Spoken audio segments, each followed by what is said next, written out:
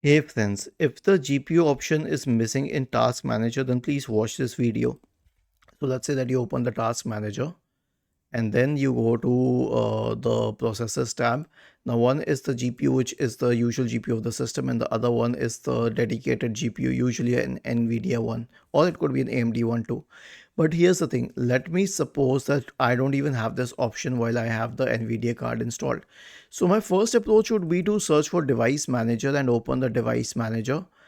Immediately expand the list of display adapters. So it will show the display adapters you have with their names. One is the AMD Radeon graphics one and the other one is the NVIDIA one. Now let's say this one was missing. Okay, let us say that this one was missing.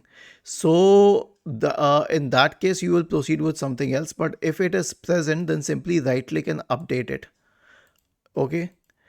And the next one will be an SFC scan, because if it's missing at a software level, the best we can do is check for the missing and corrupt files on your system. So search for command prompt in the Windows search bar and click on run as administrator.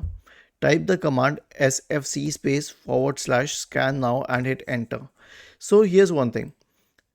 A GPU missing on the system is a very critical issue. I think you can also consider a cloud reset, which will be the final option for it. If that doesn't work, then you can consider connecting with a hardware technician to check whether the graphics card is placed right or if it is damaged or something. So as for the cloud reset, right click on the start button and select settings from the menu. Go to the system tab. In the right pane, scroll down and select recovery. Click on reset PC, select remove everything, and then you can wait for it to load and then finally select cloud download. Was this helpful? If yes, then please subscribe to the channel.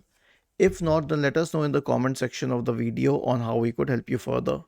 Thank you for watching this video and have a nice day.